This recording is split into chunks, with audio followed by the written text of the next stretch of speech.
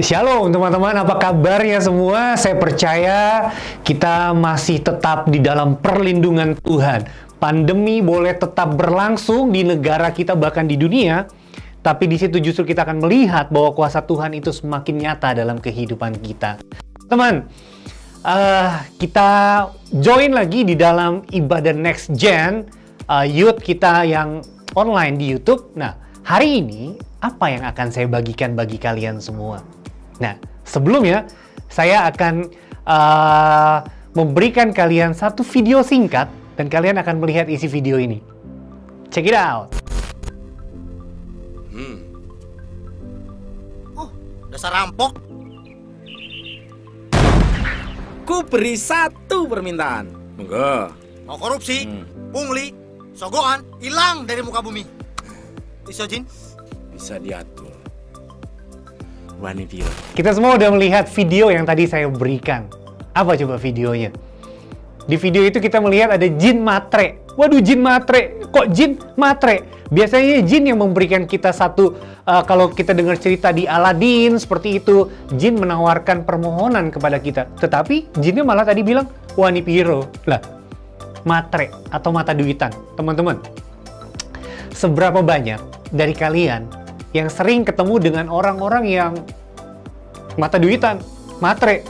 Wah, atau mungkin kalian pernah dideketin sama cewek matre ke laut aja. Ingat gak lagu itu? Wah, matre kayaknya gak enak banget ya. Kalau ada teman yang ngedeketin kita cuman karena kita punya uang, kita punya sesuatu yang lebih dari dia, dan dia ngedeketin kita cuman karena hal itu, kayaknya aduh, jauh-jauh deh temennya kayak gitu. Bener ya? Ada nggak dari antara kalian yang sering banget dimanfaatin sama teman-teman yang cuman mengincar apa yang kalian miliki? Nah, hari ini saya mau bicara tentang sesuatu. Kita langsung aja. Sama-sama kita buka Lukas pasal yang ke-19. Sekali lagi, sama-sama kita buka Lukas pasalnya yang ke-19. Saya mau bacakan dari ayat yang pertama sampai ayat yang ke-10. Demikian firman Tuhan. Judul perikop ini jelas bicara tentang Zakheus. Nah, teman-teman, ayat yang pertama bilang seperti ini. Yesus masuk ke kota Yeriko dan berjalan terus melintasi kota itu. Di situ ada seorang bernama Zakheus, kepala pemungut cukai, dan ia seorang yang kaya. Ia berusaha untuk melihat orang apakah Yesus itu. Tetapi ia tidak berhasil karena orang banyak, sebab badannya pendek. Maka berlarilah ia mendahului orang banyak, lalu memanjat pohon ara untuk melihat Yesus yang akan lewat di situ. Ketika Yesus sampai ke tempat itu, ia melihat ke atas dan berkata, "Zakheus, segeralah turun, sebab hari ini aku akan menumpang di rumahmu." Ayat ke-6. Lalu Zakheus segera turun dan menerima Yesus dengan sukacita. Tetapi semua orang yang melihat hal itu bersungut-sungut, katanya, "Ia menumpang di rumah orang berdosa." Tetapi Zakheus berdiri dan berkata kepada Tuhan, "Tuhan, setengah dari milikku akan kuberikan kepada orang miskin, dan sekiranya ada sesuatu yang kuperas dari seseorang, akan kukembalikan 4 kali lipat." Ayat yang ke-9. Kata Yesus kepadanya, "Hari ini telah terjadi keselamatan kepada rumah ini, karena orang ini pun anak Abraham." Ayat ke-10. "Sebab anak manusia datang untuk mencari dan menyelamatkan yang hilang." Sekali lagi saya mau bacakan 2 ayat yang buat saya ini penekanan. Ayat ke-8. Tetapi Zakheus berdiri dan berkata kepada Tuhan, "Tuhan, setengah dari milikku akan kuberikan kepada orang miskin, dan sekiranya ada sesuatu yang kuperas dari seseorang, akan kukembalikan 4 kali lipat." Ayat ke-9, kata Yesus kepadanya, "Hari ini telah terjadi keselamatan kepada rumah ini, karena orang ini pun anak Abraham." Nah, beberapa orang ketika membaca ayat ini, mungkin mereka akan berkata, "What? Apakah keselamatan itu bisa dibeli dengan uang? Apa? Kenapa Yesus bilang sesuatu telah terjadi di rumah ini, keselamatan telah ada di rumah ini," ketika Zakheus memberikan uangnya bagi orang-orang miskin dan bagi orang yang telah diperasnya? Wow, Tuhan kok matre. Hari ini teman-teman, kalau saya boleh memberikan judul bagi renungan saya hari ini, judul yang akan saya berikan adalah Tuhan kok matre. Viralkan. Tuhan kok matre. Wah teman-teman, Bicara tentang matre, itu hal yang paling gak enak. Di sini kita bisa melihat seakan-akan Tuhan itu butuh duit. Seakan-akan Tuhan itu menerima seseorang karena duitnya. Seakan-akan semua tentang duit. Wah. Lihat. Ayat yang ayat yang ke-7. Tetapi semua orang yang melihat hal itu bersungut-sungut, katanya ia menumpang di rumah orang berdosa. Teman-teman, mungkin kalian tahu, saya akan review sedikit kisah tentang Yesus berjalan di Yeriko ini. Nah, ada penafsir mengatakan bahwa perjalanan Yesus melalui kota Yeriko ini adalah perjalanan menuju ke Yerusalem. Yeriko ke Yerusalem itu jaraknya sekitar 25 km dengan Yerusalem, kota yang lebih tinggi di atas permukaan laut. Kalau secara jarak, kalau kalian bisa bayangkan, adalah jarak dari Cawang sampai ke Cibinong. Itu kurang lebih 25-27 km. Nah, itulah perjalanan Yesus hari itu. Kalau hari ini kita ke Cibinong bisa kita tempuh lewat tol itu about 15-20 menit. Nah, kalau Yesus waktu itu berjalan kaki dari Yeriko menuju Yerusalem itu diperkirakan sekitar 8-10 jam. Nah, teman-teman, Yeriko pada waktu itu adalah kota yang sangat crowded, kota yang sangat penuh, jadi lalu lalang, kota ekspor barang. Nah, jadi di kota ini rame. Nah, ketika Yesus yang pelayanannya saat itu sedang gencar-gencarnya, orang-orang mengetahui siapa itu Yesus. Zakeus, si pemungut cukai. Apa artinya pemungut cukai? Bangsa Israel pada waktu itu jatuh di dalam penguasaan bangsa Romawi. Nah, ketika Zakeus bekerja sebagai pemungut cukai, teman-teman, itu artinya adalah Zakeus bekerja kepada pemerintahan Romawi. Dalam arti kata, Zakeus memungut pajak, Zakeus memungut cukai kepada orang sebangsanya dan diberikan kepada bangsa Romawi. Oh, pengkhianat. Teman makan teman. Atau orang Manado mungkin bilang, oh, temang makan temang, gitu kan. Ya, teman makan teman. Zakeus kenapa dipilih oleh orang Romawi, teman-teman? Untuk bekerja di bawah pemerintahan Romawi. Kalau kita melihat fisiknya, dari lagu sekolah minggu kita sering banget dengar Zakeus, orang pendek, kecil, mungil, iya, badannya pendek. Dalam arti kata, kalau tinggi orang Israel pada waktu itu adalah rata-rata 1,7 meter, mungkin Zakeus mungkin 1,4 atau 1,5 atau mungkin ada di bawahnya. Orang pendek.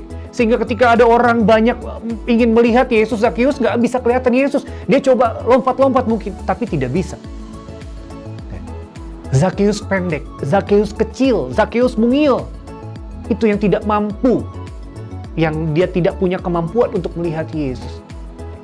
Nah, tetapi di balik apa yang saya mau katakan, loh, ini ayat ini sepertinya berkata bahwa Tuhan Yesus matre. Nah, saya mau mengajak kita semua belajar tentang keselamatan yang diberikan oleh Tuhan Yesus kepada Zakeus. Nah, kenapa Zakeus mendapatkan keselamatan? Mengapa? Ayat yang ke-9 katakan, hari ini telah terjadi keselamatan kepada rumah ini. Yang pertama, kenapa keselamatan itu bisa diberikan kepada Zakeus? Yang pertama, teman-teman, selain yang saya bilang, ia berusaha untuk melihat apakah Yesus itu, tetapi ia tidak berhasil karena banyak orang sebab badannya pendek. Maka berlarilah ia mendahului orang banyak lalu memanjat pohon ara untuk melihat Yesus yang akan lewat situ. Hal yang pertama kenapa Zakeus bisa mendapatkan keselamatan adalah karena dia berfokus kepada Yesus. Dia nggak peduli dengan banyaknya orang, dia nggak peduli dengan kesusahan dirinya, dia nggak peduli dengan kekurangan yang ada di dalam dirinya. Dia mendahului semua orang. Dia berlari dan dia memanjat pohon ara. Pohon ara. Saya mau mengajak kita semua untuk melihat pohon ara yang dipanjat oleh Zakeus. Nah, teman-teman bisa melihat gambar ini. Ini adalah yang dipercaya oleh beberapa orang, bahkan penafsir, bahwa pohon ara yang saya berikan gambar kepada saudara tadi itu adalah pohon ara Zakeus yang masih hidup sampai saat ini. Berarti pohon ara ini usianya lebih mungkin sekitar 2000 tahun. Zakheus hidup mungkin sekitar tahun awal-awal Masehi. 10, 15, mungkin tahun-tahun segitu. Dan pohon itu masih hidup sampai saat ini. Kalian bisa melihat dia punya badan pohon yang cukup besar, dan orang yang kecil 1,5 meter anggap atau 1,6 meter sekalipun mungkin akan punya kesulitan untuk menaiki pohon itu, untuk memanjat pohon itu. Tetapi Zakheus, dia nggak peduli dengan sesusah apa dia memanjat pohon itu. Dia memanjat pohon itu. Hal yang pertama adalah Zakheus fokus kepada Tuhan Yesus. Zakheus nggak mau fokus dengan banyak orang. Zakheus nggak mau fokus dengan kekurangan yang dia miliki. Dia hanya fokus kepada Tuhan. Hal yang kedua, kenapa keselamatan bisa terjadi? Yuk kita lihat. Yang kelima, ketika Yesus sampai ke tempat itu, ia melihat ke atas dan berkata, "Zakheus, segera turun, sebab hari ini aku harus menumpang di rumahmu."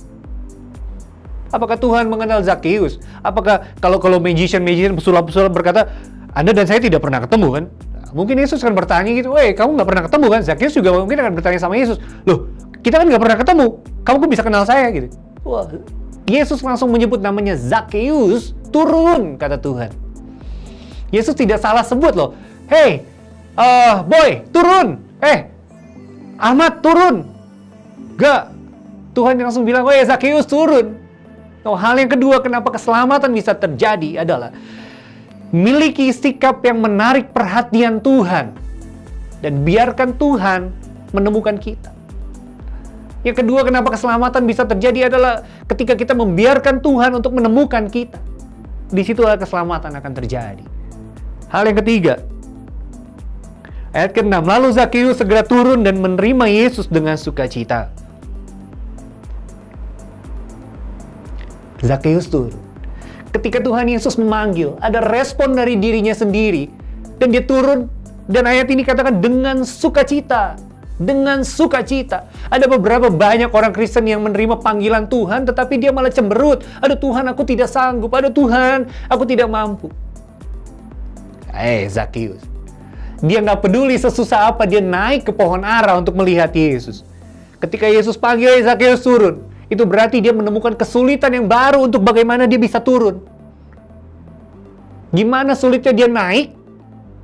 Ketika Yesus suruh turun, dia akan menghadapi satu persoalan yang baru. Bagaimana saya harus turun, Tuhan? Apakah ada tangga? Apakah dia harus melompat? Banyak orang. Ketika kita menjadi pusat dari perhatian Tuhan Yesus, saat itu juga Zakheus menjadi pusat dari perhatian orang banyak. Sehingga ayat ke-7 berkata, "Wah, semua orang bersungut-sungut," katanya, "ia menumpang di rumah orang berdosa." Orang yang dibenci masyarakat saat itu karena dia merupakan tukang catut, pencuri segala macam buat bangsanya saat itu. Ya, mungkin orang-orang kan ngomong, "Wah, Yesus kok matre. Wah, Yesus maunya cuma deket-deket orang yang kaya, orang yang punya duit doang. Wah, mungkin sekarang kita, wah gila, itu kok pendeta kaya-kaya segala macam. Oh, makanya pantesan dia bisa jadi pendeta karena banyak uang segala macam." Seperti itu. Loh Tuhan, gimana dengan saya? Saya nggak punya uang. Apakah saya tidak bisa mendapatkan keselamatan? Apakah berarti ketika saya tidak bisa memberikan persembahan kepada Tuhan, itu artinya saya bukan pelaku firman Tuhan? Wow, tunggu dulu. Tuhan nggak ngomong gitu. Ingat, keselamatan tidak diberikan kepada orang yang memberikan persembahan. Bukan. Tetapi keselamatan dalam konsep Zakheus saat ini, yang pertama tadi saya mau katakan, adalah Zakheus, yang pertama itu tadi, Zakheus fokus kepada Tuhan. Hal yang kedua, keselamatan diberikan kepada Zakheus karena Zakheus menarik perhatiannya Tuhan. Dan yang ketiga, Zakheus menerima Tuhan dengan sukacita, ada senyuman, ada damai sejahtera, ada hal yang luar biasa. Dan yang keempat, teman-teman, kita lihat ayat ke-8. Zakheus berdiri dan berkata kepada Tuhan, "Tuhan, setengah dari milikku akan kuberikan kepada orang miskin, dan sekiranya ada sesuatu yang kuperas dari seseorang, akan kukembalikan 4 kali lipat." Saya mau bicara tentang hal yang keempat ini. Hal yang keempat saya mau katakan ada perubahan atau ada pertobatan dalam diri Zakheus. Apakah Anda dan saya punya pertobatan di dalam kehidupan kita? Ketika kita menerima Yesus, apakah kita punya pertobatan yang baru, teman-teman? Pertobatan di dalam bahasa aslinya atau bahasa Yunani menggunakan kata metanoia. terdiri dari dua kata meta dan nous. Meta itu artinya change atau berubah, dan nous itu artinya pikiran atau mind. Nah, jadi pertobatan itu adalah dimulai dari perubahan pikiran kita. Itu namanya pertobatan. Kapan kita melakukan pertobatan? Every day. Kalau dulu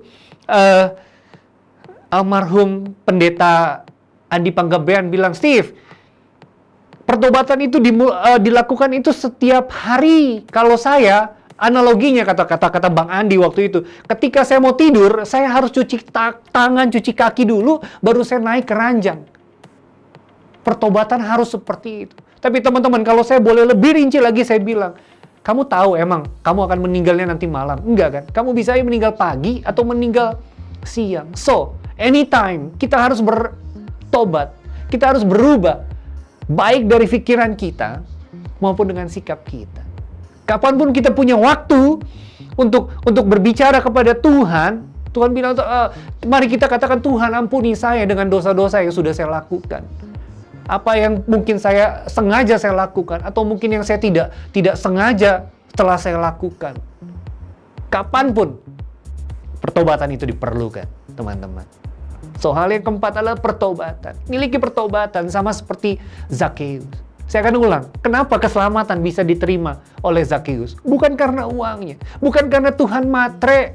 Enggak, Tuhan nggak matre. Tuhan nggak butuh uang kita, teman-teman. Keselamatan diberikan Tuhan. Ketika yang pertama, ada orang yang fokus kepada Tuhan. Dan yang kedua, ketika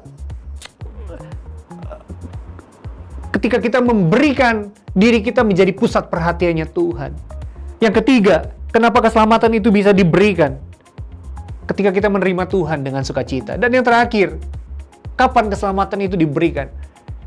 Ketika ada pertobatan di dalam diri kita. Saya percaya teman-teman, hari-hari ini kita punya banyak waktu yang jauh lebih senggang untuk kita bertemu dengan Tuhan.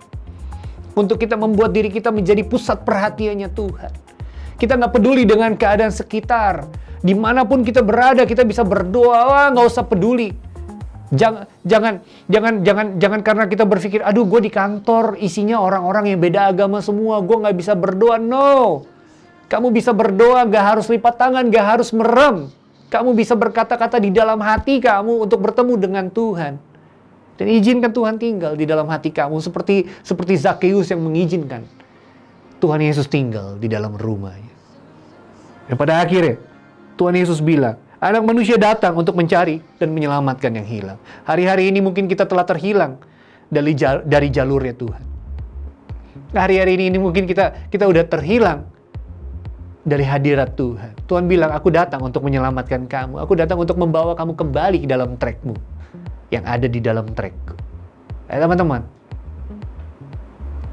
pastikan keselamatan itu menjadi bagian dari hidup kita.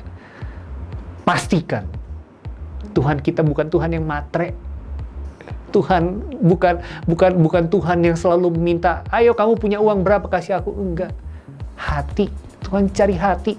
Hati kita baik seperti hati Zakheus. Itu yang Tuhan perlukan. Kali berkati, saya berharap kita semua diberkati oleh Tuhan. Tetap ada di dalam channelnya Tuhan. Tetap ada di dalam channel penggembalaan Bapak Abraham Kondrat Supit. Saya bersyukur teman-teman. Di saat ada banyak orang susah. Di saat ada banyak orang yang memerlukan bahan sandang, makanan, sembako. Gereja kita memberikan banyak bantuan bagi orang-orang di luar sana yang membutuhkan. Saya bersyukur kita punya gembala yang memberikan makan kepada domba-dombanya. Terima kasih. Tuhan Yesus memberkati kita semua. Ada kemenangan. Ya, kita akan berdoa ya bersama-sama. Kita akan tetap berdoa bagi bangsa kita. Kita akan tetap berdoa bagi gereja kita. Kita akan tetap berdoa untuk semua orang yang ada di sekeliling kita. Kami bersuka cita karena Tuhan yang memberikan keselamatan kepada kami. Kami mungkin pernah terhilang dari hadirat Tuhan. Kami mungkin pernah terhilang dari jalurnya Tuhan. Dan terima kasih karena Tuhan datang dan membawa kami kembali. Hari ini kami belajar tentang sesuatu hal yang baik dari diri Zakheus, Tuhan. Dia yang dibenci orang, tetapi Tuhan pilih dan akhirnya menerima Tuhan dengan sukacita. Demikian hati kami dengan sukacita yang penuh menerima Tuhan menjadi gembala hidup kami. Terima kasih Tuhan. Kami tetap berdoa bagi negara kami di dalam pemerintahan Bapak Presiden Jokowi. Kami berdoa supaya semua yang dilakukan oleh negara kami itu boleh berjalan dengan baik. Pandemi ini boleh ada di negara kami, tapi kami lebih percaya bahwa tangan Tuhan juga menutup bungkus negara kami dengan kuasa-Mu. Berkati pengembalaan Bapak Abraham Konrad Supit di gereja kami Tuhan, lewat segala misi, lewat segala visi, lewat segala tantangan yang dihadapinya. Tuhan memakai Pak Abraham Konrad Supit dengan lebih dahsyat lagi, dengan semakin peka lagi kepada suara Tuhan. Terima kasih Bapak, setiap rekan-rekan tim di kantor yang melayani juga Tuhan memberkati mereka di dalam keluh kesah mereka, di dalam kebutuhan mereka Tuhan memberkati. Dan pada akhirnya Tuhan aku berdoa untuk setiap teman-teman di Next Gen Youth. Kami berdoa biar apa yang mereka butuhkan di dalam hidup mereka sehari-hari, Tuhan memberkati mereka. Biar apa yang mereka sedang alami, mereka sedang hal-hal yang tidak sepikiran dengan pikiran Tuhan, kami tolak di dalam nama Tuhan Yesus. Segala kebutuhan mereka, segala kekurangan mereka, segala teriak tangis mereka minta tolong Tuhan, Tuhan dengar. Kami berdoa untuk mereka yang sakit, Tuhan menyembuhkan. Kami berdoa untuk setiap mereka yang membutuhkan, Tuhan tolong. Terima kasih Bapak, terima kasih. Keselamatan itu kami terima hanya di dalam nama Tuhan Yesus. Haleluya. Amin. Tuhan Yesus memberkati.